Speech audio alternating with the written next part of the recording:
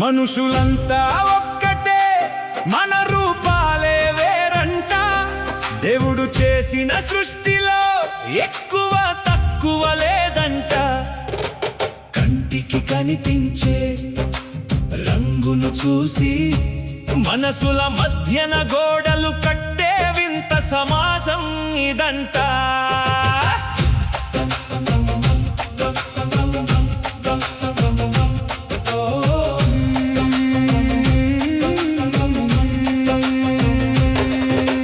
కులం పేరుతో కొందరు, రంగు పేరుతో కొందరు మనుషులను విడదీస్తూ బ్రతుకుతున్నారు ఎందరు.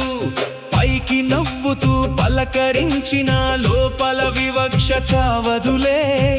సమాజపు మాటల వెనుక నిజమైన ప్రేమ లేదులే.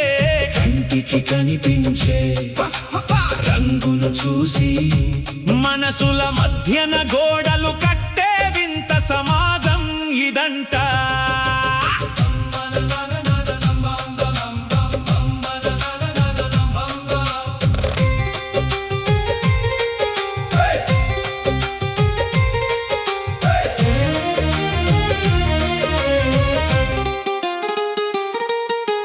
భక్తులమని చెప్పుకునేవారే పక్షపాతము చూపుతుంటే, వాక్యము తెలిసిన జ్ఞానులే వర్గ భేదాలు పెంచుతుంటే, దేవుని హృదయం గాయపడునుగా ఈ లోకపు తీరును చూసి. నిజమైన భక్తి అంటే తోటి మనిషిని ప్రేమించుటేగా.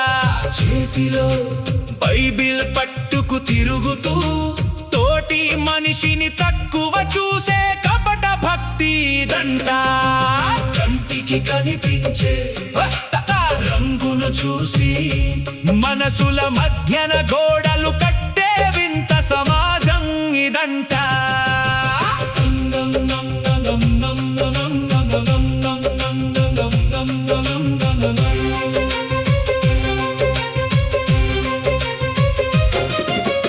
దేవుని మందిరమే నేడు రాజకీయాల వేదికాయే.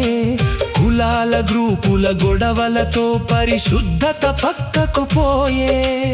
అధికారం కోసం కొట్టుకుంటూ సంఘాన్ని చీల్చుతున్నారు.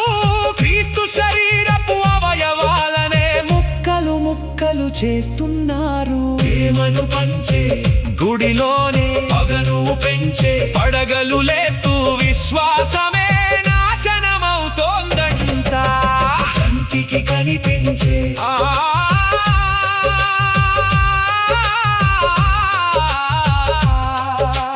యేసు చూపిన బాటలో ద్వేషమునకు తావులేదు.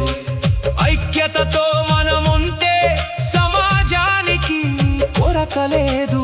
కులమత వర్గాల భేదం వీడి చేతులు కలిపి సాగుదాం.